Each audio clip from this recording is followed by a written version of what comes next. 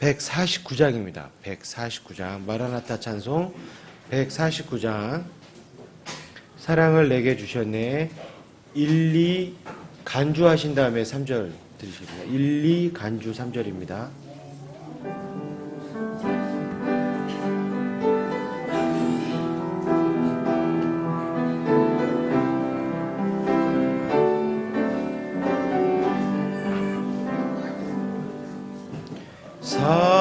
사랑을 내게 주셨네. 주님의 귀한 사랑을 그 사랑 죄인을 변화시켰네. 새로운 삶을 주셨네.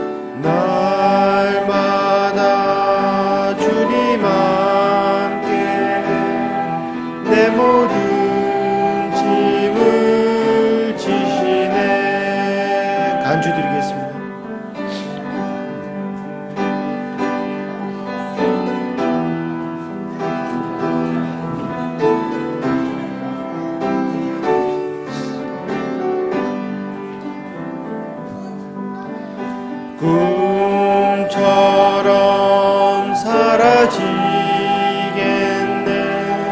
세상 모든 슬픔들 주 예수 배울 때 찬송하겠네. 별 인도하신 그 사랑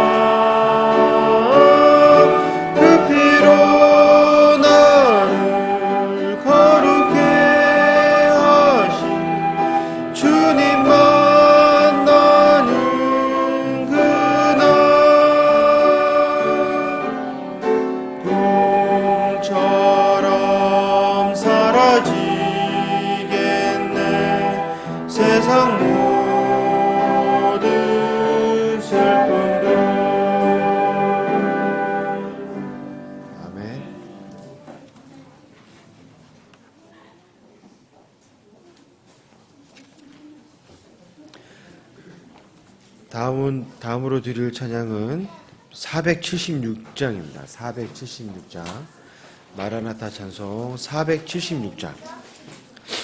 하나님의 은혜로 1절, 2절, 4절 들으시겠습니다. 연속해서 1절, 2절, 4절입니다.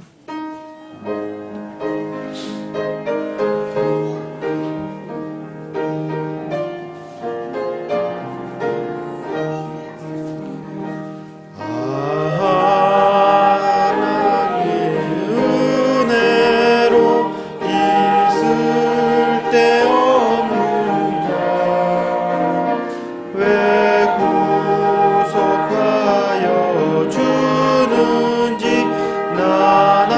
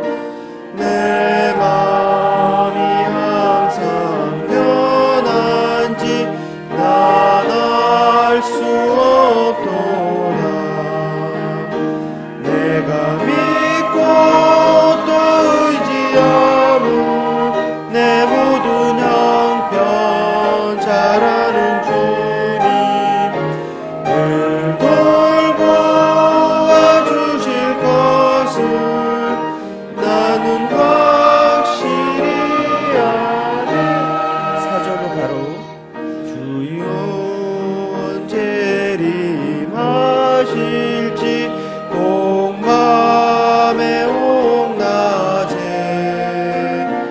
또 주님 만날 그것도 난 알 수 없도다. 내가 믿고 또 의지함은 내 모든 형편 잘 아는 주님 늘 돌보아주실 것을 나는 확실히 아네. 아멘.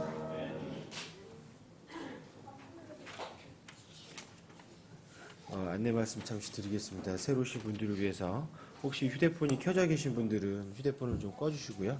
급하신 분들은 진동으로 좀 바꿔주시고요. 그리고 오늘 오후에는 침례 예배가 있습니다. 모두 동참하셔서 기존의 성도분들께서는 회원이 되셔서 참석하셔서 증인이 좀 되어주시고 또 아직 침례를 받지 못하신 분들은 어떠한 과정으로 침례가 이루어지는지 보시면 도움이 좀 될 것 같습니다. 자, 마지막으로 156장 내가 그리스도와 함께 같이 들으신 이후에 순서를 진행하도록 하겠습니다. 156장입니다. 1절, 2절 연속으로 같이 들으시겠습니다.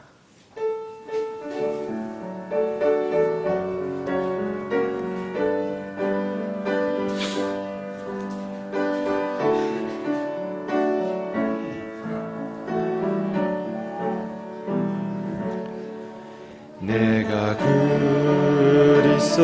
그리스도와 함께 십자가에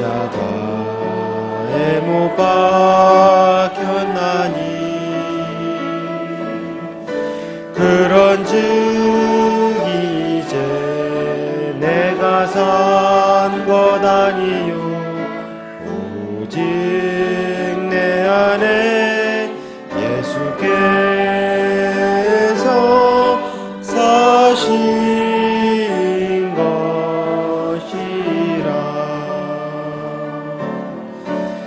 이제 내가 육체 가운데 사는 것은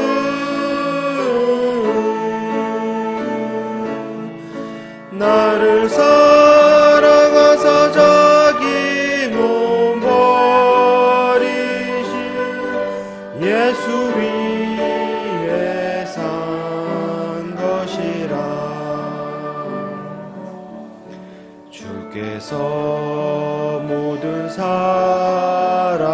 위에 십자가에 못 박힌 것은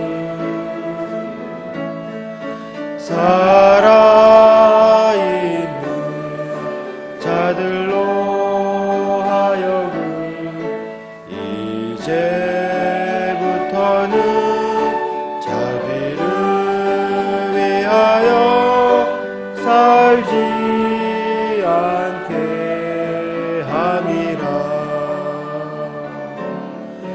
오직 자기를 위하여 죽었다 다시 사신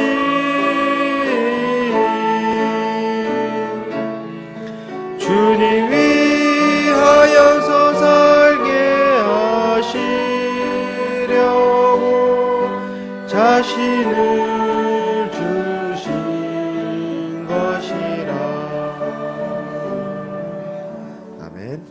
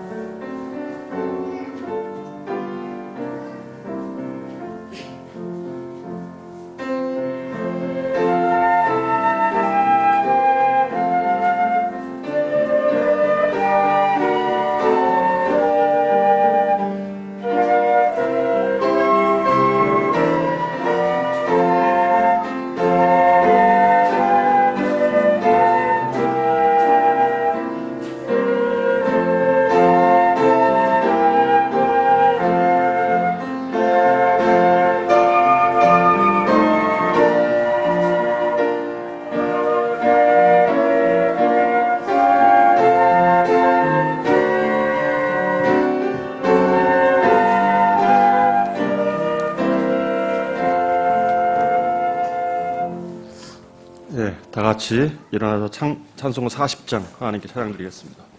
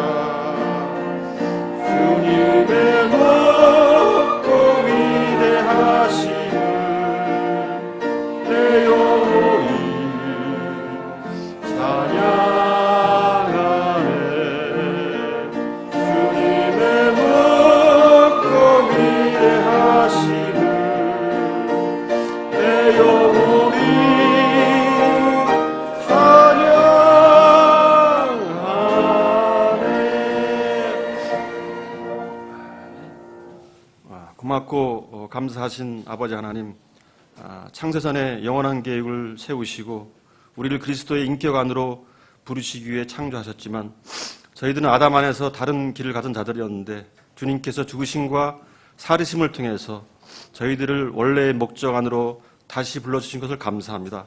이 썩을 수밖에 없던 세계에서 길을 찾지 못하고 방황하던 우리에게 주님께서 잠자는 자들 가운데 첫 열매가 되시고 또 우리에게 살려주는 영이 되심으로 우리 또한 주님과 한 씨에서 태어나고 한 형제가 돼서 우리 인생을 새롭고도 살아있는 길로 또 다른 영역 안으로 인도해 주신 것을 감사합니다. 참으로 바벨탑 꼭대기에 앉아 세상을 호령하던 자를 부려하던 우리가 십자가에 못 박힌 한 사람이 세상의 상식과 기대를 벗어나 하나님의 아들로 우리 눈에 보여주게 하여 주시니 참으로 감사드립니다. 그리스도 밖에서는 우리에게 일어났던 모든 일이 불만과 원망이었지만 이제 하나님의 경륜과 목적에 참여하는 우리에게는 그리스도 안에서 모든 일이 이해가 되고 또 감사가 되게 하여 주심을 감사드립니다. 참으로 우리가 주님의 다루심 안에 있다는 것을 알게 해주시니 참으로 감사드립니다. 오늘도 말씀을 전하는 설교자와 그 말씀에 복 주시기를 원합니다. 우리 주 예수 그리스도의 이름으로 기도드렸습니다. 아멘. 앉아주십시오. 찬송가 500장 찬양 드리는 후에 헌물 위해서 기도해 주시겠습니다.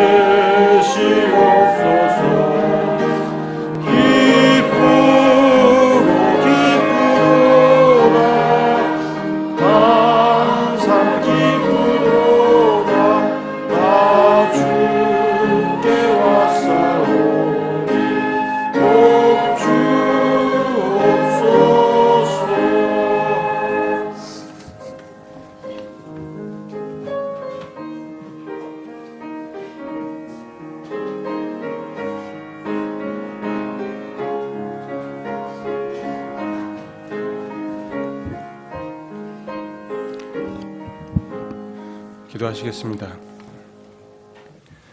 은혜와 사랑이 풍성하신 하나님 아버지, 지난 한 주간 저희를 주님의 품 안에서 지켜 돌봐주시니 감사를 드립니다. 저희가 죄인 되었을 때 주님께서 저희를 먼저 불러주시고 지금까지 오로지 주님의 은혜로만 살게 해주신 주님의 은혜에 감사와 찬양을 드립니다. 주님께서 주신 놀라운 사랑과 은혜를 끊임없이 받고도 저희는 얼마나 주님을 많이 슬프게 했습니까? 주님 앞에 저질렀던 저희들의 불법들을 회개합니다. 세상에 물들어 세상과 함께 즐거워하고 세상을 하나님보다 더 사랑하는 것을 주님 앞에 회개합니다.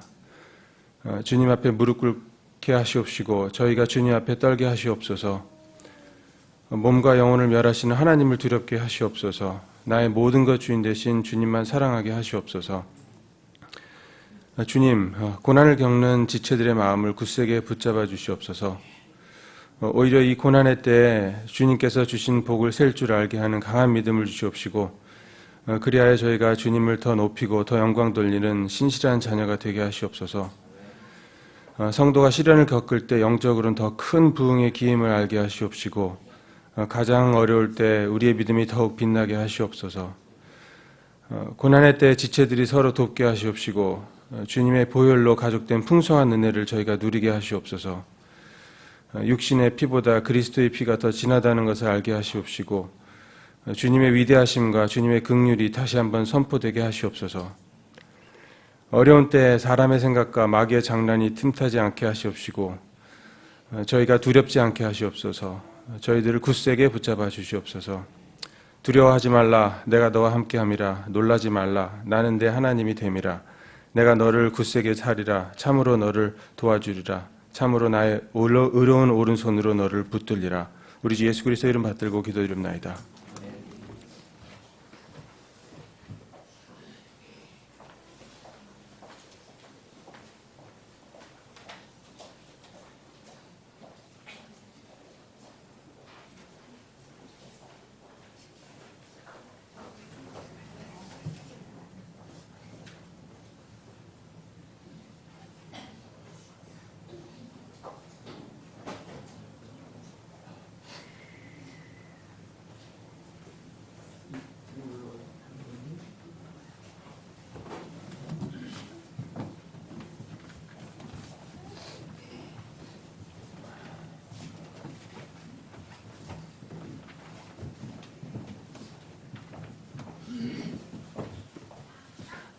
목소리 크신 이유영 어르신 오셔야 되는데 몇 주를 못 나오셨는데요. 몸이 좀 편찮으신가 봐요. 기도 좀 해주시기 바랍니다.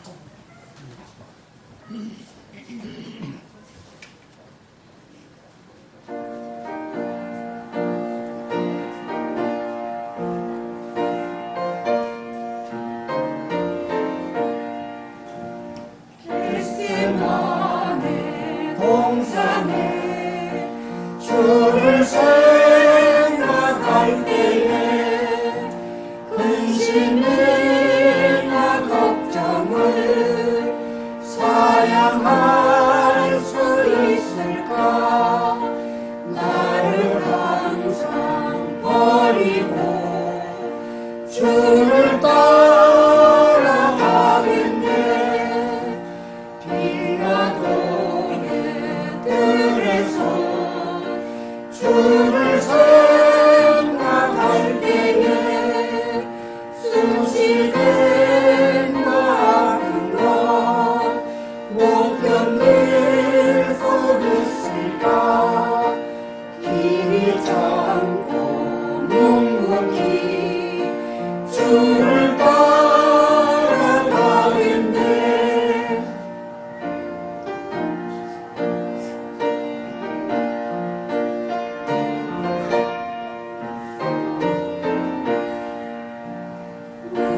무덤에서 보아라 주를 생각할 때에 환란이나 죽음도 두려울 것 없으니 성경가를 부르며 주를 따라가겠네.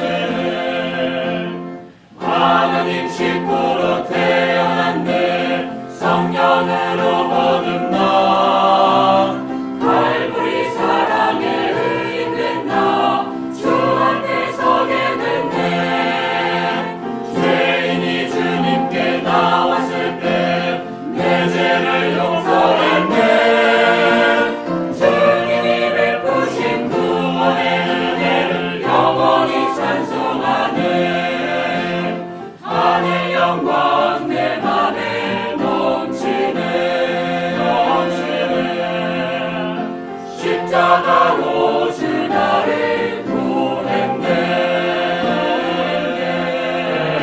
내 죄를 씻었네. 어두운 밤 밝았네. 하늘 영광 내 맘에 넘치네.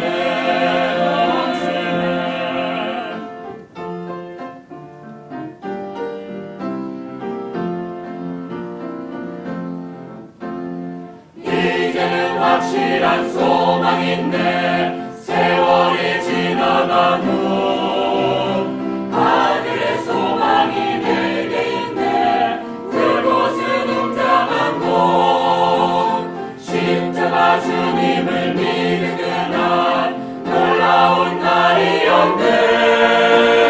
영원한 풍부와 하늘의 복들을 주님께 받았다네. 하늘 영광 내 맘에 넘치네. 십자가로 주 나를 구했네. 내 죄를 씻었네. 어두운 밤 밝았네. 하늘 영광 내 맘에 넘치네.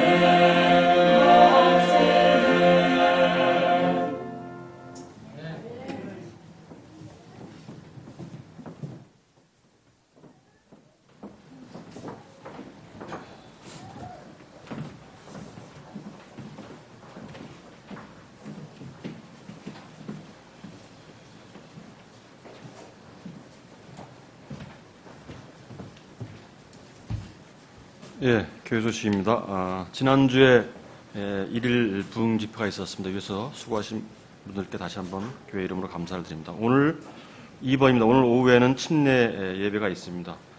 수침 대상자 분께서는 준비해 주시고 모두 지체들은 참석해서 증인이 되어 주시고 또 축하해 주시기 바랍니다.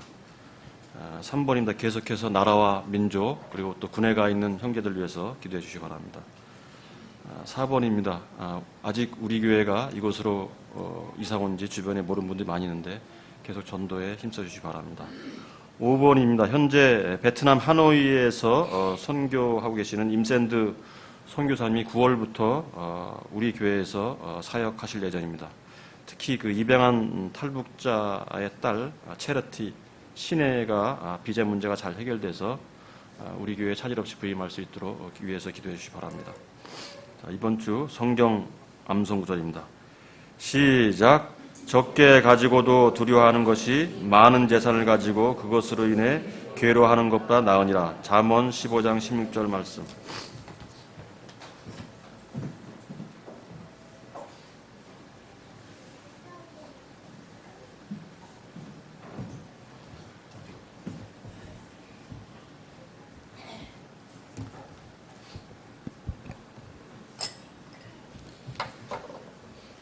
오늘 오후에 침례 예배만 드리는 게 아니고 침례 받으신 분들이 입회도 합니다. 입회하신 분이 지금 대여섯 분 되는데 다 같이 이렇게 침례 받으시는 분을 증인으로 삼아 주시고 증인 되어 주시고 또 입회하신 분 축하해 주시기 바랍니다. 여러분들 그 부지런히 이렇게 기도하실 거로 저는 믿고 있는데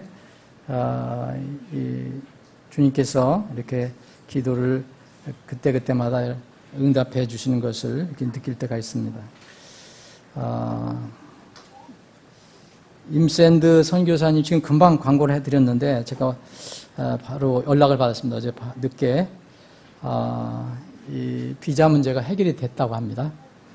그래서 여러분들 이것을 위해서 기도해 주신 여러분들께 감사를 드리고요. 9월 두 번째 주부터 우리 교회 정식으로 부임해서 여러분들과 함께 이제 예배를 드릴 수 있습니다. 입국이 9월 12일입니다. 12일 추석 다음인데 금요일인데 이날 바로 입주를 해야 돼요. 그래서 이제 지금 집은 바로 교회 앞에 준비가 되어 있는데 이분이 여러 군데 왔다 갔다 하는 바람에 거의 세간살이가 없어요. 그래서 혹시 여러분들이 이렇게 중고로 많이 이렇게 버리는 게 있잖아요. 그래서 혹시 여러분들이 아니더라도 주위에 그런 분들이 있으면 이렇게 소개를 해줘서 그분들이 들어와서 사시는데 불편함이 없도록 지금 집은 준비가 되어 있지만 지금 그 세간살이는 거의 없거든요. 아이가 지금 이제 4명이에요. 현재 4명인데 내년 3월에 또 1명이 태어나요. 5명이기 때문에 여러분들 그것을 잘 생각해서 좀 여러분들 기도해 주시고 여러분들이 도우실 수 있으면 도와주셨으면 좋겠습니다. 이렇게 사실 위험을 무릅쓰고 이번 젊은 선교사님인데 위험을 무릅쓰고 선교를 하는 분이거든요.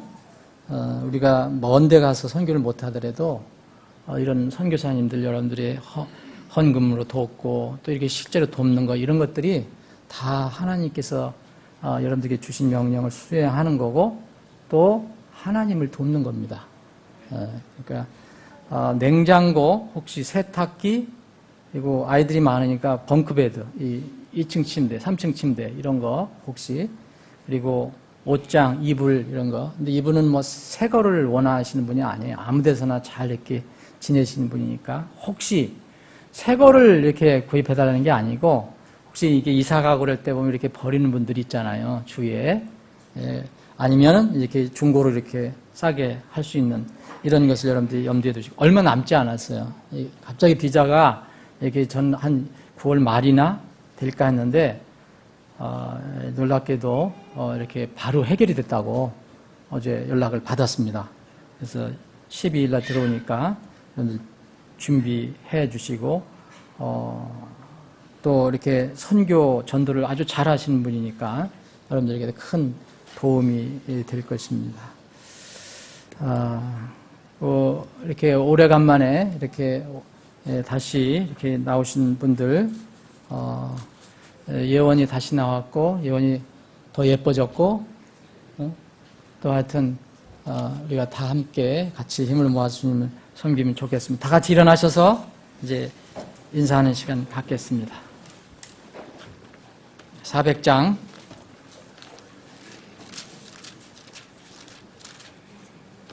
주의 진리 위에 십자가 운기 한 절 드리고 인사하는 시간 갖겠습니다.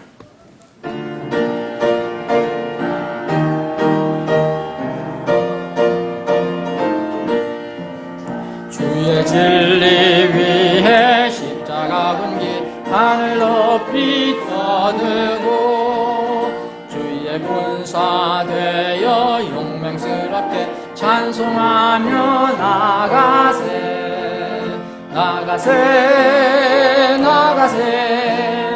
주 예수만을 위하여 목숨까지도 바치고 싸울 것까지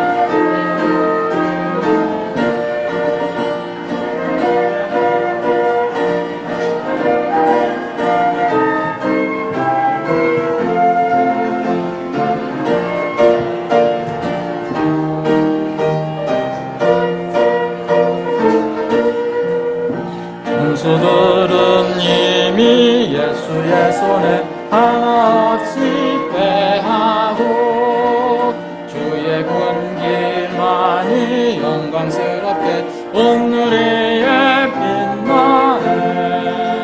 나가세 나가세 주 예수만을 위하여 목숨까지도 바치고 싸움터로 나가세.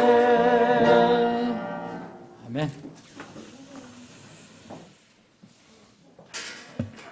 자, 자리 정리하시면서 다 같이 일어나셔서 다니엘서, 오늘 구약성경 다니엘서 6장 읽겠습니다.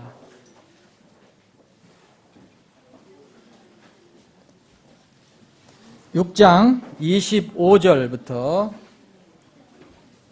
앞자리로 앉으시고 6장 25절부터 28절까지 몇 절 안 됩니다. 함께 읽겠습니다.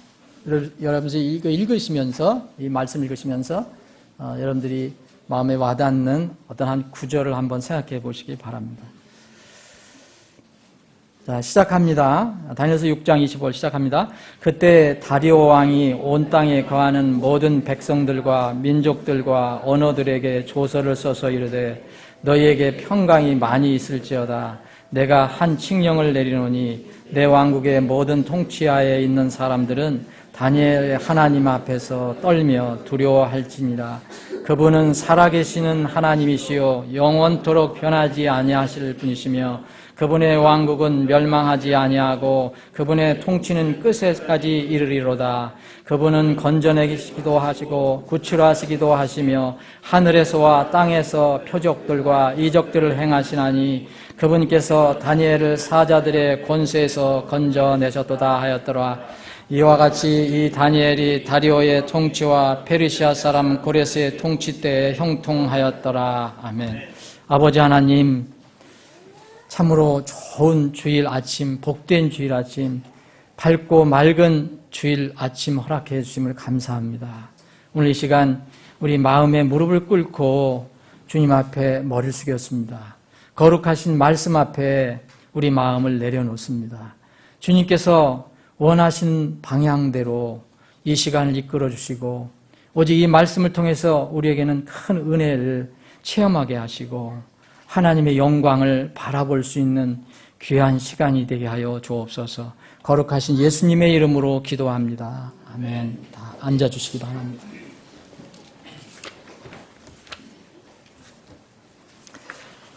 성경에서 살아있다는 뜻이 최소한 두 가지가 있습니다.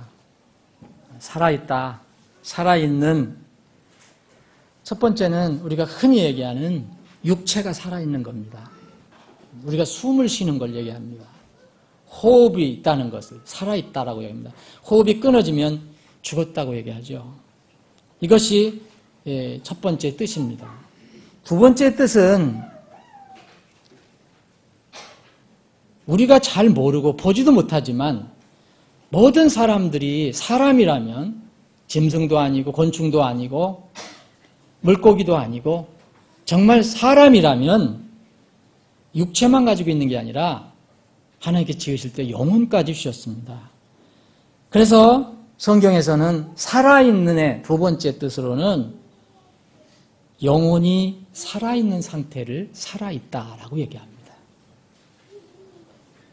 사람은 본인이 알거나 모르거나 하나님께서 보실 때에 영이 죽은 사람들이 있습니다. 전부 건강하게 몸은 건강하게 힘있게 살아가더라도 하나님이 보실 때는 죽은 사람이 있다는 것입니다. 죽은 영혼은 어떻게 해서 살아나느냐 하면 다시 태어나야 산다고 성경은 이야기하고 있습니다. 죽은 영혼은 믿음을 가져야 살아날 수 있다고 말합니다. 하나님은 모든 사람의 창조주이십니다. 믿는 자든 믿지 않는 자든 모든 사람의 창조주이셔요. 그리고 그들을 심판할 심판자이십니다. 그리고 그들이 믿든 안 믿든 인정하든 안 하든 세상 모든 사람들의 삶을 주관하시는 주관자이십니다. 그런데 하나님은 특별히 또 이렇게 말씀하십니다. 나는 살아있는 하나님이다. 살아계신 하나님이라는 것을 하나님께서는 강조를 하십니다. 살아계신 하나님이라는 점에서는 하나님께서 살아있는 하나님이다. 살아계신 하나님이라는 그런 점에서는 하나님은 죽은 자의 하나님이 아닙니다. 산 자의 하나님입니다. 세상 사람들은 뭐 죽으면 그만이지 무슨 부활이 있어 다 그렇게 얘기하지만, 무덤 속으로 들어가면 다 끝이지 무슨 부활이 있어 얘기하지만, 하나님 말씀하십니다. 부활이 있다. 사두개인들, 하나님을 믿는다고 했던 사람들이고 성경을 믿는다고 했던 사두개인들, 이들은 부활을 믿지 않았습니다. 왜냐하면 이 땅에서의 삶이 더 우선적이었기 때문에 그렇습니다. 보이는 것이 중요했기 때문에. 그래서 그들은 예수님을 이제 시험도 하고 어떻게 함정에 빠뜨려 애를 썼습니다. 여러분 마태복음 22장에 나와 있는 그 이야기를 잘 아실 거예요. 어떤 여인이 이제 결혼하고 또 죽고 결혼하고 또 죽고, 이스라엘 사람들은 이제 자손을 낳지 못하고 죽으면 계속해서 그 가족이 대를 이어서 결혼을 해줘야 됩니다. 근데 7 형제가 다 죽었어요. 그 여자도 죽었어요. 그러면 어떻게 해야 합니까? 살아나면은 누구의 아내가 됩니까? 예수님께 묻습니다. 그때 예수님께서 말씀하신 것은, 하나님은 죽은 하나님이 아니다. 살아계신 하나님인데, 그래서 살아계신 하나님은 산 자의 하나님이다. 하나님은 아브라함의 하나님, 이삭의 하나님, 야곱의 하나님이다. 아브라함, 이삭, 야곱은 다 살아있는 사람이라는 것입니다. 몸은 지금 죽어서 묻혔더라도 그 영혼은 살아있다는 것입니다. 산자의 하나님. 그래서 예수님께서는 이 살아있는 사람들에게, 육체가 살아있는 사람에게 얘기한 게 아니고 이 영혼이 살아있는 사람에게 명령을 주신 적이 있습니다. 어떤 사람이 예수님을 따르겠다고 했습니다. 예수님, 제가 예수님 따르겠습니다. 그런데 잠깐만 기다리십시오. 우리 부모가, 우리 아버지가 돌아가시면 장사나 잘 모시고 그 다음에 따르겠습니다. 예수님이 말씀하십니다. 죽은 자들이 자기들의 죽은 자들을 장사 지내게 하고 너는 가서 하나님의 왕국을 선포하라. 이 말씀 여러분들 누가복음 9장 60절에 있는 말씀인데, 죽은 자들이 자기들의 죽은 자들을 장사 지내게 하라.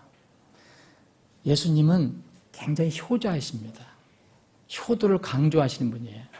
그럼에도 불구하고 여기서는 영적인 교훈을 알려줍니다. 죽은 자들과 산 자들이 있다는 거예요. 죽은 자들에게는 죽은 자들이 하는 일을 맡기고, 네가 살아있다면 살아있는 사람이 해야 할 그 일을 하라라고 말씀하시는 겁니다. 오늘 여기 본문 말씀을 보시면 이 다리오 왕이 이렇게 다니엘의 하나님에 관해서 설명을 합니다. 이건 다니엘의 하나님에 대한 이 다리오 왕의 신앙 고백입니다. 뭐랍니까? 그 하나님은 살아계신 하나님이다. 살아계신 하나님. 여러분, 지금 여러분 눈으로 하나님 못 보잖아요. 어떻게 살아계신다는 것을 알 수 있습니까? 살아계신 하나님은 도대체 어떤 하나님이십니까? 우리처럼 서로 몸도 만져보고 얼굴도 바라보고 그렇게 했으면 살아있는지 죽었는지 알겠는데 눈에 보이지 않습니다. 하나님. 신명기 5장 26절을 보면, 그리고 4장 33절을 보면 피조물 사람이 감히 범접할 수 없는 하나님이 살아계신 하나님입니다. 피조물이요. 피조물 사람이 이게 육을 눈으로 하나님을 바라보면 죽게 되어 있습니다. 하나님께서 모세에게 나타나셔서 이렇게 얘기합니다. 나를 보고 살 자가 없을 터이므로 내가 내 얼굴을 보지 못하리라. 이게 살아계신 하나님입니다. 우리 눈에 보이지 않지만 감히 피조물이 범접할 수 없는 위대하신 놀라우신 하나님. 또 여호수아 3장 10절에 보면 살아계신 하나님은 어떤 하나님이냐? 모든 적을 제거하시는 능력의 하나님이세요. 또 실수하지 않으시는 하나님. 우리는 살아있기 때문에 실수를 합니다. 여러분 죽으면 실수할 일 없어요. 우리는 살아있기 때문에, 육이 살아있기 때문에 종종 실수를 합니다. 그런데 하나님은 살아계시기 때문에 실수하시지 않으신다고 말씀하십니다. 목동 다윗이 외친 하나님은 이런 하나님입니다. 살아계신 하나님입니다. 어린 목동이 하나님을 보지 못했습니다. 근데 그것은 그는 믿음으로, 부모를 통해서 믿음으로 그것을 알게 됐습니다. 그래서 감히 살아계신 하나님의 군대를 모욕하는 그런 적들은 살아날 수 없다라고 선언합니다. 살아계신 하나님. 또 예레미야 10장 10절을 보면 이 살아계신 하나님은 참 하나님이라고 말씀하십니다. 영존하신 또 왕이다. 그렇기 때문에 아무도 그분이 한번 화를 내시고 경루를 하시면 견딜 수 있는 사람들이 없다라고 말합니다. 그것이 바로 살아계신 하나님입니다. 세상 사람들은 눈에 보이지 않는 하나님을 너무 무시하고 심지어는 신성모독도 두려워하지 않습니다. 그런데 이 살아계신 하나님은 참 하나님이시고 영원히 살아계신 하나님이고 그분이 한번 노를 바라면 아무도 견딜 수 없다고 얘기합니다. 사도행전 14장 15절에 보면 세상 모든 것을 만드신 분이 바로 살아계신 하나님입니다. 창조주 하나님입니다. 무에서 유를 창조하신 하나님. 살아계시기 때문에 살아계신 하나님. 고린도후서 3장 3절에 보면 이 하나님의 거룩한 말씀을 기록해서 우리에게 주신 그 살아계신 하나님, 그 살아계신 하나님의 거룩한 영, 그분의 영이 우리를 도와주시고 이끄신다고 말씀하십니다. 또 데살로니가전서 1장 9절에 보니까 살아계시고 참되신 하나님이라고 표현합니다. 정말 참 하나님이시며 또 참되신 하나님입니다. 시편 기자는 이렇게 이야기합니다. 주의 말씀은 옳다. 그분의 모든 일은 진리 안에서 이루어진다. 주님께서 자신이 가시는 모든 길에서 그분은 의롭다. 누가 이의를 제기할 수 없다. 옳고 정확하고 바르시다. 자신의 모든 일에서 거룩하시다. 라고 고백합니다. 이것이 바로 살아계신 참되신 하나님입니다. 바울 사도가 디모데에게 보내준 그 편지에는 또 이렇게 되어 있습니다. 현 세상에서 수고하고 치욕을 당해도 우리 그리스도인이 현 세상에서 어려움을 겪고 심지어는 세상 사람들로부터도 욕을 먹어도 우리가 신뢰할 수 있는 살아계신 분이다라고 얘기합니다. 살아계시기 때문에 신뢰할 수 있는 겁니다.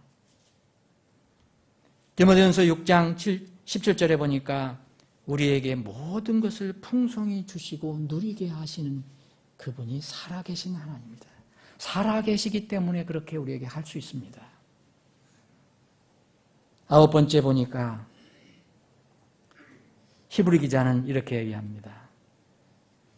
히브리서 10장 31절에 보면 살아계신 하나님의 손에 떨어지는 것은 두려운 일이로다. 여러분, 죽은 하나님의 손에 떨어지는 것은 뭘 두려워할 일이 있겠습니까? 살아계신 하나님의 손에 떨어지는 것은 두려운 일이로다. 오늘 본문 말씀에 여러분들 보면 이 본문 말씀에 이 신앙 고백자는 다리오 왕입니다. 다리오 왕. 다리오 왕은 이른바 유대인이 아니고 하나님을 아는 민족의 그 왕이 아니고 메데 페르시아라고 하는 우상을 섬기고 헛된 신을 섬기는 그런 민족들로 구성되어 있는 그 나라의 왕입니다. 그런데 이 다리오 왕이 놀라운 고백을 합니다.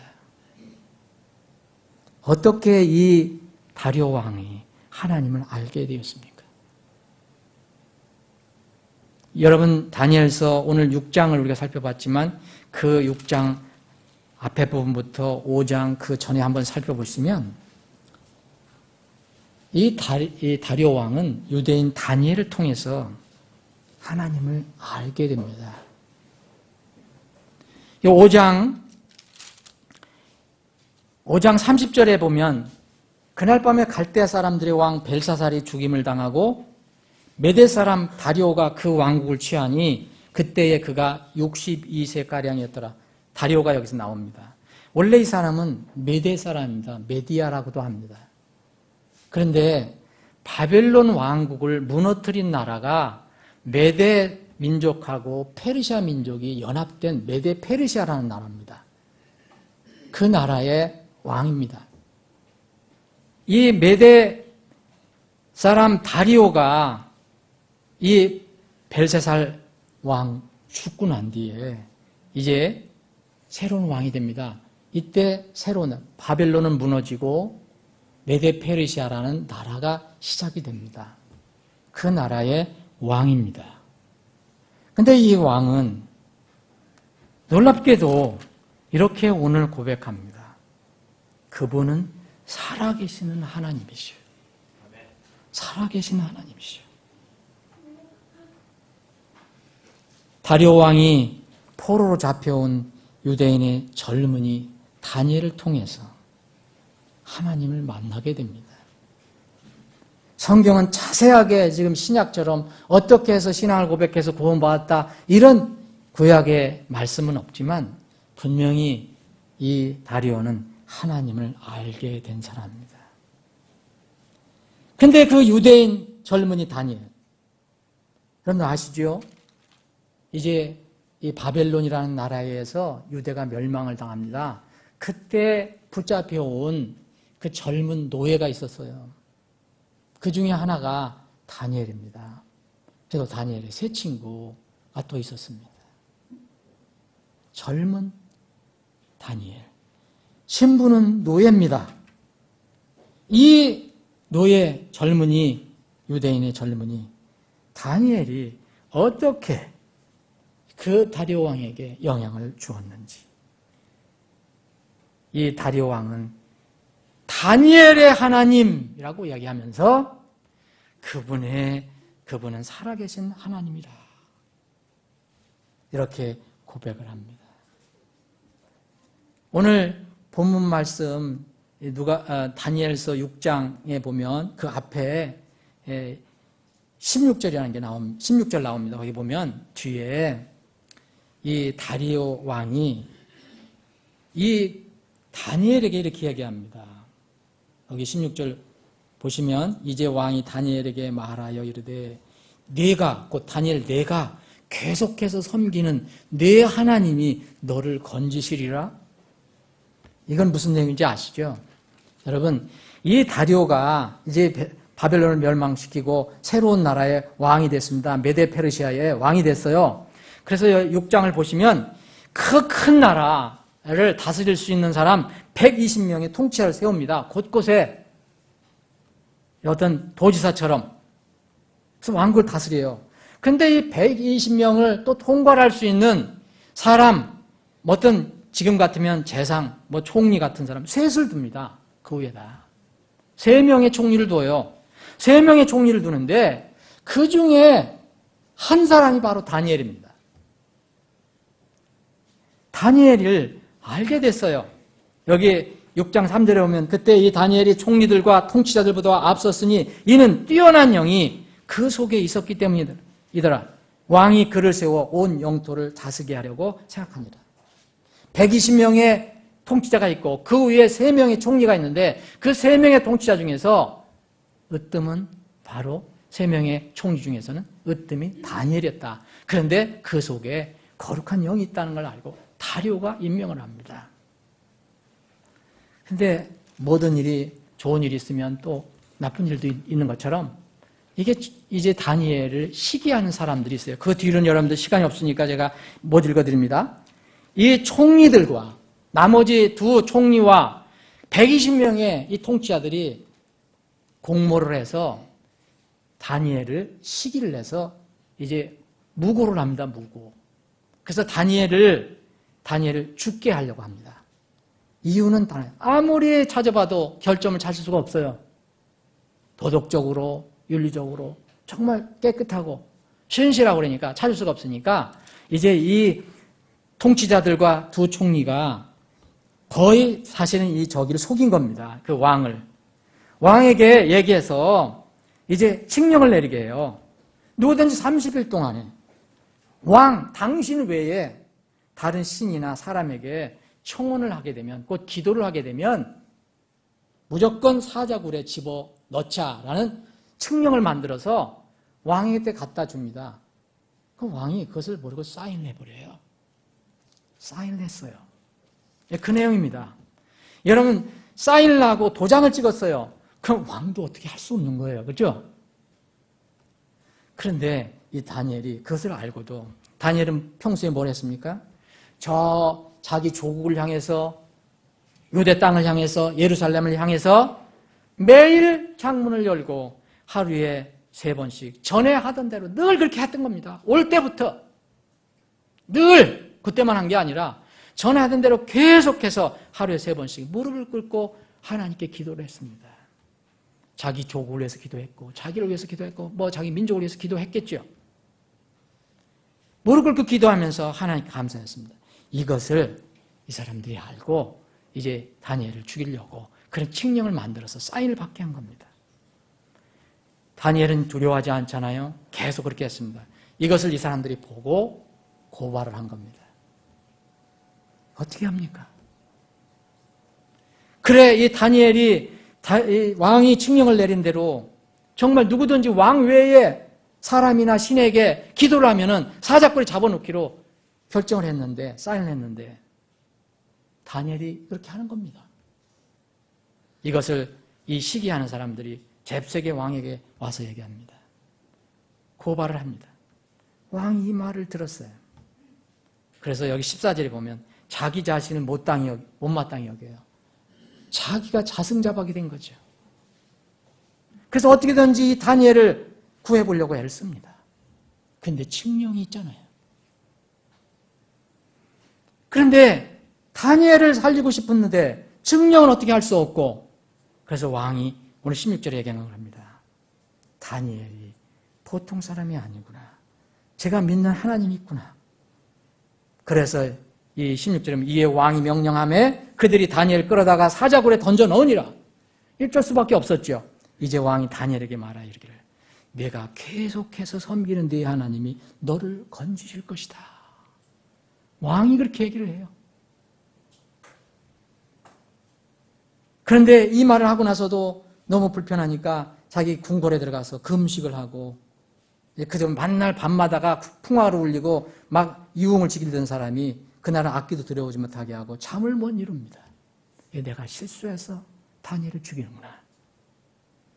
하룻밤이 지났습니다. 여러분, 뜬눈으로 밤을 새우고 아침에 왕이 일찍 일어났어요. 여기 19절 보세요. 매우 일찍 일어나서 급히 사자굴로 가봤어요.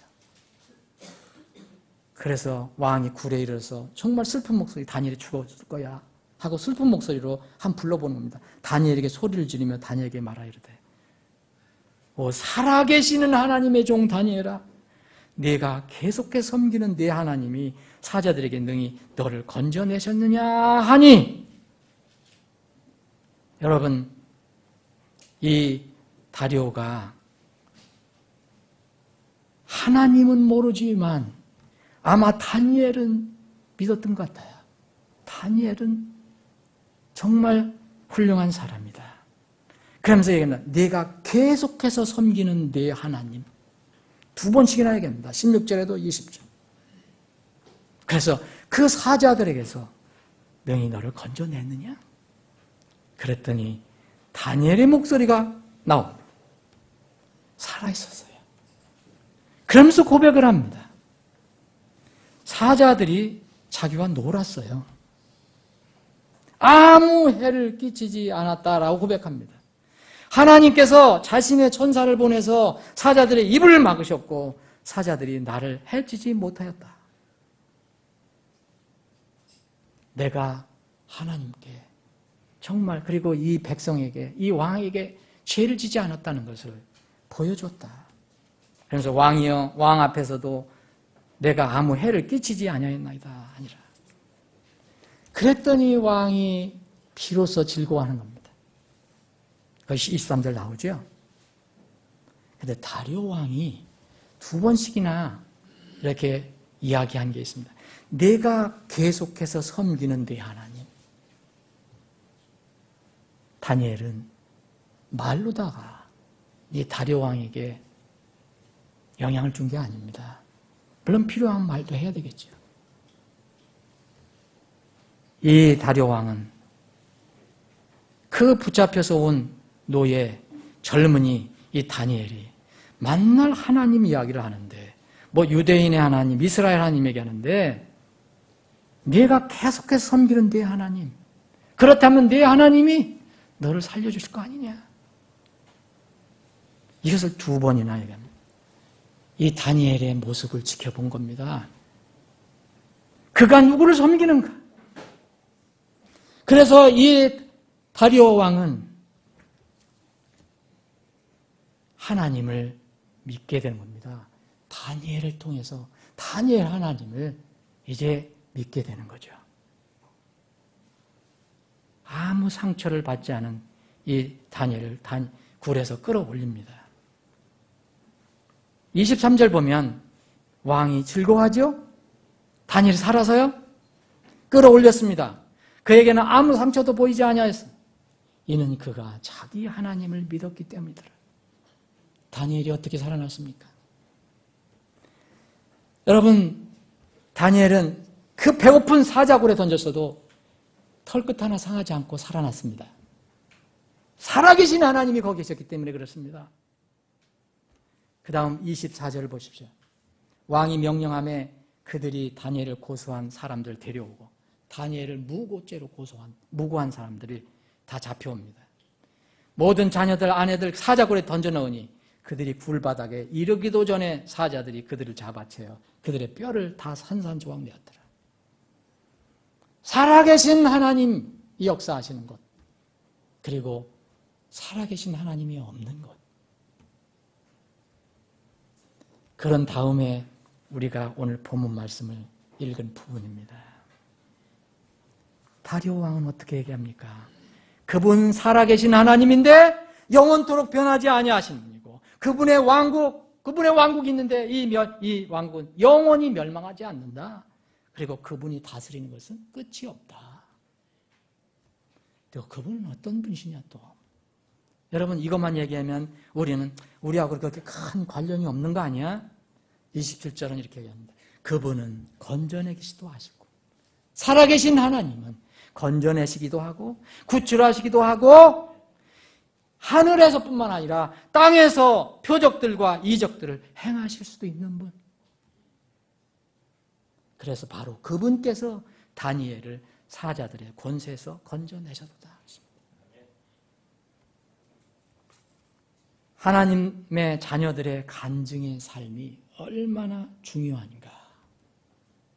이거는 다 설명해도, 아무리 지나치게 설명해도 무리한 것이 아닙니다. 여러분, 이번에 저 멀리서 그 프란치스코 교황이라는 분이 왔다 갔는데 세상 사람들은 진리를 모르기 때문에 겉모양만 보고 이야기합니다. 그런데 우리가 정말 한번 생각해 볼 게 있어요. 시복식인가 뭐 이거 참 이거에 대해서 한번 얘기할게. 다음 주나 그 다음 주에 한번 이야기할 여러분들과 은혜를 나눌 시간이 꼭 필요합니다. 그때 나눌 겁니다. 그러나 오늘은 그 내용을 얘기하는 게 아니고 시복식에 참석한 카톨릭 신자들이 너무 정말 질서 있고 깨끗하게 그렇게 움직였다는 것을 모든 신문, 라디오, 방송이 다 칭찬했어요. 근데 저는 어떤 사람이 이렇게 글을 쓴 것을 내가 봤어요. 이건 좀 이 기독교를 막 공격하는 사람입니다.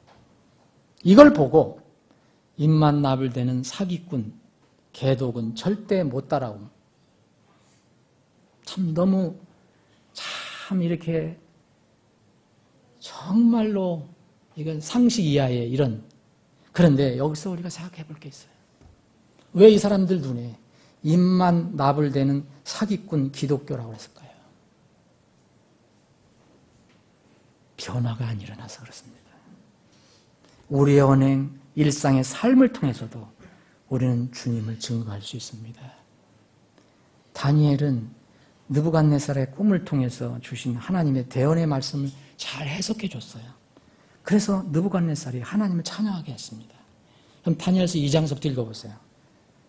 그리고 다니엘의 세 친구 하나니아, 미사엘, 아사랴, 사드락, 메삭, 아벳느고라고 하는 이 세 친구가 얼마나 절대적인 하나님을 신뢰하고 그 신앙과 죽으면 죽으라는 그 믿음으로 세상 사람, 더군다나 이교도의 왕까지도 감복시켰는지.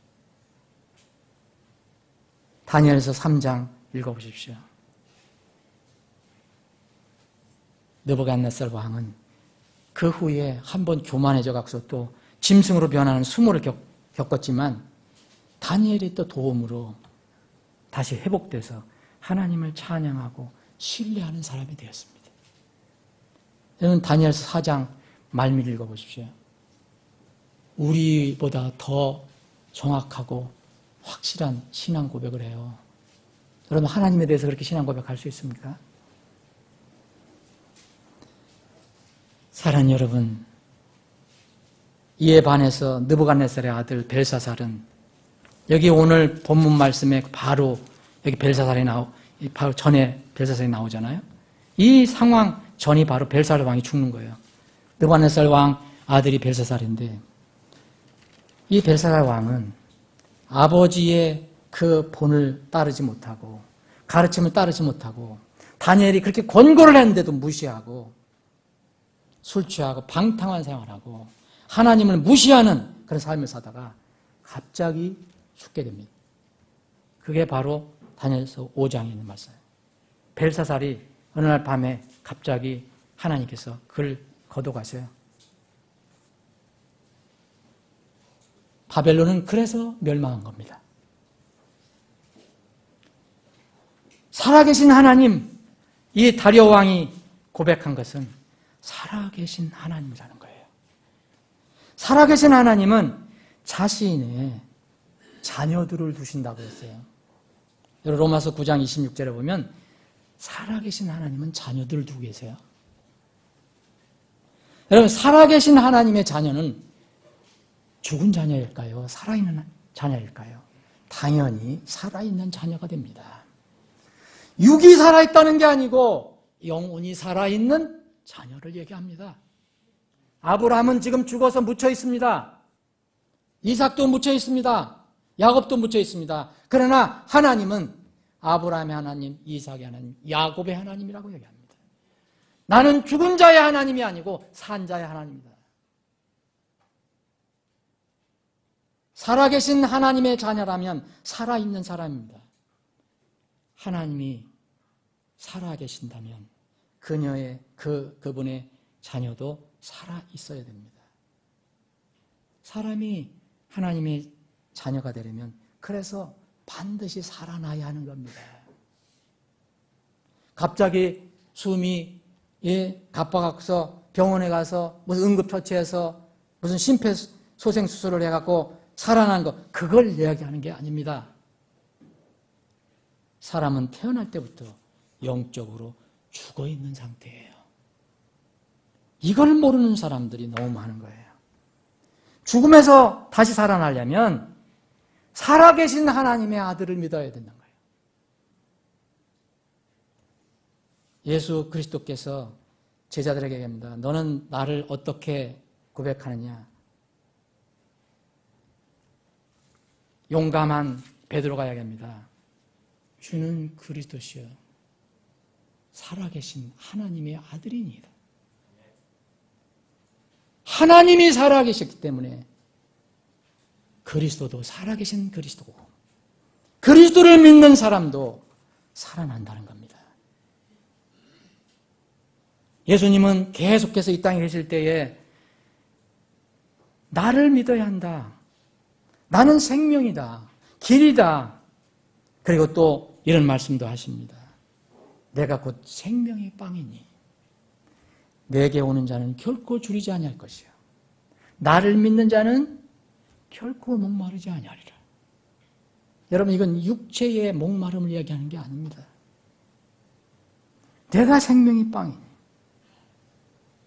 바로 하나님 아버지께서 우리 죽은 우리가 살아날 수 있도록 보내신 분이 살아계신 하나님의 아들 그리스도입니다. 살아계신 하나님의 자녀가 되는 믿음은 입으로 고백하는 거예요. 여러분 마음을 우리가 알 수가 없잖아요. 그런데 마음 속에서 먼저 이루어져야죠.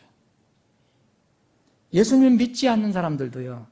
거듭나지 않은 사람들도요. 얼마든지 살아계신 하나님이라고 이야기할 수 있습니다. 여러분 예수님을 이제 붙잡아다가 이 핍박을 주고 심판을 하고 재판을 하고 했던 그 대제사장, 제사장들, 서기관들, 장로들 이런 사람들은 다 하나님 믿는다는 사람들입니다. 그런데 예수님을 부정했어요. 이 사람들은 그 신앙이 죽어있는 신앙이죠. 가짜 신앙이에요. 이 사람들도 예수님을 핍박할 때 뭐라 그랬냐면 자 여기 대제사장이 예수님을 신문하면서 얘기합니다. 예수님께서 잠잠하시거늘 정말 내가 하나님의 아들이냐? 예수님이 잠잠합니다.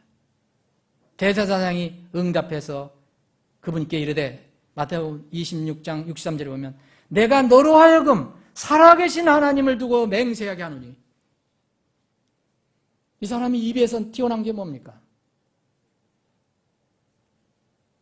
내가 살아계신 하나님을 두고 맹세한다 이거예요. 네가 하나님의 아들 그리스도인지 우리에게 말하라. 예수님께서 그렇다. 그러니까 노발대발 이제 사형을 선고합니다. 누구든지 여러분 마음에 이 영이 살아남지 않고 거듭나지도 않고도 이야기할 수 있습니다. 살아계신 하나님이라고. 정말 진정으로 예수 그리스도를 통해서 정말 살아계신 하나님의 아들 예수 그리스도를 통해서 살아계신 하나님을 믿었는가? 여러분 살아계신 하나님을 믿게 되면 그래서 우리는 살아계신 하나님의 성전이 되는 겁니다. 또 우리가 믿어서 하나님의 성전이 되면 살아있는 성전이 되면 살아있는 성도들의 모임, 이 지역교회는 살아계신 하나님의 교회가 되는 겁니다. 여러분 디모데전서 3장 15절에 뭐라 했습니까? 살아계신 하나님의 교회라고 하지 않습니까? 하나님 죽으신 분이 아닙니다. 우리 눈에 안 보인다고? 우리 눈으로 뵐 수 없지만 세상의 많은 종교들처럼 목석과 같은 우상신이 아닙니다. 살아계신 하나님은 영이 살아난 사람들만이 섬기고 예배할 수 있어요. 하나님은 영이시니 그분께 경배하는 자들이 반드시 영과 진리로 그분께 경배할지니라. 사랑하는 여러분, 여러분들은 영이 살아났습니까? 이게 중요한 것입니다. 이 하나님께서, 우리가 믿는 하나님께서 살아계신 하나님이라면, 우리가 믿고 따르는 그리스도께서 살아계신 그리스도라면 그분의 자녀는 분명히 살아있는 자녀가 됩니다. 자녀들의 몸은 하나님의 살아계신 하나님의 성전이 되고요. 그래서 한번 우리가 구원을 받으면 영원히 죽지 않는 것입니다. 나는 부활이요 생명이니 나를 믿는 자는 죽어도 살겠고 누구든지 살아서 나를 믿는 자는 결코 죽지 아니하리라. 이것을 네가 믿느냐? 그러므로 살아계신 하나님의 자녀는 어떤 상황에서도 소망이 있는 겁니다. 그런데 우리는 이 세상을 바라보고 자꾸 어려움을 겪는 겁니다. 문제는 진실로 살아있는 자녀인가가 분명해야 합니다. 여러분 박제된 새 많이 구경하셨죠? 저는 어느 데 가다 보면 어떤 식당이나 어디 무슨 어디 그 장소 같은 데 보면 깜짝깜짝 놀랄 때가 있어요. 살아있는 것 같았어요. 근데 분명히 이 모형은 아닌데 실제의 곰이고 독수리고 그런데 박제. 모양은 있으나 생명은 없어요. 모양은 갖춰져 있으나. 진실로 우리가 살아계신 하나님을 살아있는 자녀라면 우리 자녀들에게는 이 세상에서 살할 때 나타나는 절망, 좌절, 낙담, 이것은 사치일 뿐입니다. 사치 아시죠? 우리에게는 어울리지 않는 것입니다. 그리고 지나치면 수치가 되고 지나치면 하나님을 불신하는 단계까지 이르는 겁니다. 눈에 보이지 않는 하나님이라고. 사랑하는 여러분, 제가 부족하지만 가끔가다 글을 써서 칼럼에 올립니다. 우리 교회 홈페이지 보면. 꽤 읽는 분들이 있어요. 여러분들은 아마 안 읽는 것 같은데 외부 사람들이 많이 읽는 것 같아요. 이 글에도 제가 그것을 썼는데 이 세상 사람들도 이렇게 인생 정말 고난도 있고 고통이 있으니까 인생을 잘 살펴보고 힘을 얻어 살아야 한다. 그런 내용을 많이 글로 씁니다. 제가 여러분들에게 시 한 편을 읽어드리겠습니다. 간단한 겁니다. 아주. 어느 시인이 이렇게 썼습니다. 김일련이라는 시인이 풀잎에서 배우다. 비에도 땡볕에도 바람에도 지지 않고 여린 연두빛을 일어선다. 연두빛들 일어선다. 잘한다. 고난은 용수철인 것 풀잎에서 배운다. 여러분 이 간단한 시를 또 다른 시인이 이렇게 평론을 했습니다. 가게빛이 늘고 있다. 양 어깨를 짓눌러 오는 이 고단한 삶의 무게야. 그런 날엔 접고 싶은 게 어찌 희망뿐이겠는가. 그러나 보아라 사람들아. 비에도 땡볕에도 바람에도 지지 않고 여린 연두빛들 일어서고 자라는 모습이다. 짓눌리면 짓눌릴수록 다시 뛰어오르는 용수철처럼 다시 일어서는 삶의 환희를. 그렇다. 풀잎하고 불러보면 만져지는 이 강인한 생명력 앞에 누군들 그런 삶이고 싶지 않은 사람이 있겠는가. 그래서 이 시인은 이렇게 얘기합니다. 두 주먹 불끈 움켜쥐는 오늘이다 하고 썼어요. 여러분 이 분들이 구원을 받았는지 예수를 믿는지 저는 모르겠어요. 그런데 풀잎을 보고 용수철처럼 우리가 살아야 한다. 힘을 내 살아야 한다 이야기합니다. 고단한 인생의 무게를 이야기합니다. 그런데 이 풀잎을 통해서 삶에서 희망을 찾으려고 합니다. 사랑하는 여러분, 우리 그리스도인들은 이 고난이 용수철을 이루는 게 뿐만 아니라 인생 자체가 용수철인 걸 우리는 압니다. 우리는 한 번 넘어지더라도 절대 쓰러지지 않습니다. 주께서 선한 사람의 걸음을 정하시고 그의 길을 기뻐하시는도다. 그가 넘어질지라도 완전히 쓰러지지 아니하리니 주께서 자신의 손으로 그를 떠받치시는도다. 그리스도인들은요, 반석 위에 선 사람입니다. 정말 진정한 그리스도인입니다. 생명 있는 그리스도입니다. 유일한 그 반석은 예수 그리스도입니다. 그리스도는 하나님의 말씀입니다. 말씀의 반석 위에 믿음을 세운 사람은요, 어떤 상황에서도 소망이 있는 법입니다. 그리스도인들도 삶의 무게 때문에 때로 넘어집니다. 쓰러지기도 합니다. 그러나 완전히 쓰러지지 않습니다. 만약 우리가 완전히 쓰러진다면 우리를 구원해 주신 그 하나님은 살아계신 하나님이 아닙니다. 우리가 완전히 쓰러져서 일어나지 못한다면 우리를 구원해 주신 그 하나님은 연약해서 쓰러져서 일어나지 못하는 하나님이 되는 것입니다. 세상 사람들도 두 주먹을 불끈 움켜쥔다면 우리 그리스도인들은 더욱 어때야 하겠습니까? 말씀을 정리를 해보겠습니다. 살아계신 하나님을 모시고 있는 그리고 사는 성도들이 주의해야 할 것이 있다고 성경은 이야기하고 있습니다. 우리가 날마다의 삶 속에서 이런저런 일을 겪으면서 마음에 조금씩 불신의 악한 마음이 생겨날 수 있다는 거예요. 그렇게 되면 이제 그런 마음이 생기면 눈에 보이지 않는 하나님을 무시하고 이제 살아계신 하나님을 부정하고 그 살아계신 하나님을 예배하는 일에 등한히 하고 그분의 곁을 떠나는 일이 생긴다는 겁니다. 이것을 주의하라고 얘기했어요. 히브리서 3장 12절을 제가 여러분을 대신해서 읽어드리겠습니다. 히브리서 3장 12절 형제들아 너희 가운데 어떤 사람에게 믿지 아니하는 악한 마음이 있어 살아계신 하나님을 떠나는 일이 생기지 아니하도록 조심하라. 오직 오늘이라 불리는 때에 서로 날마다 권면하여 너희 가운데 아무도 죄의 속임수를 당해 강팍하게 되지 아니하도록 하라.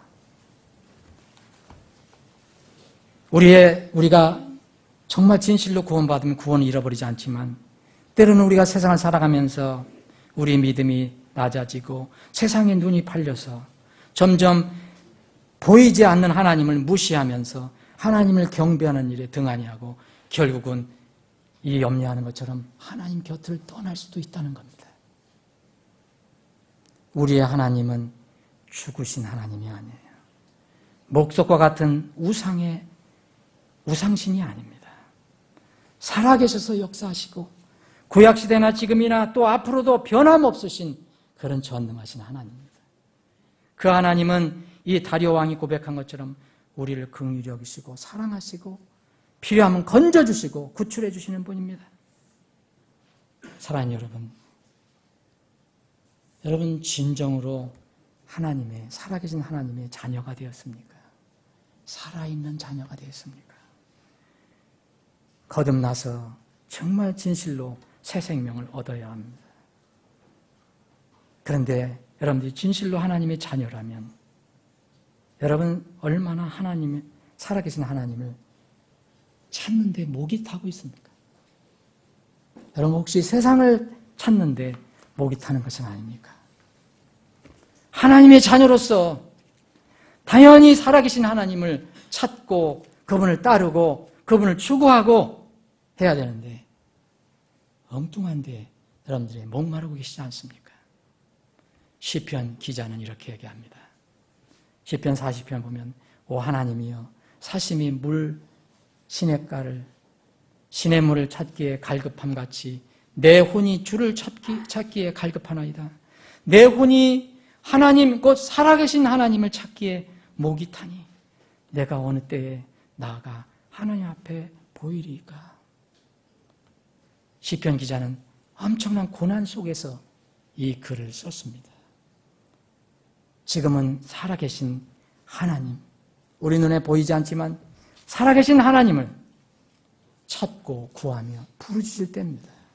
세상을 탓할 일 없습니다. 세상이 악하고 불신앙이라고 탓할 이유 없습니다.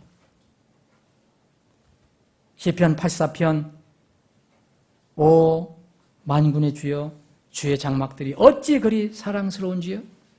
내 혼이 주의 뜰을 사모하여 참으로 쇠약하게 되었사오니 나의 마음과 육체가 살아계시는 하나님을 구하며 부르짖나이다. 다 같이 기도하시겠습니다.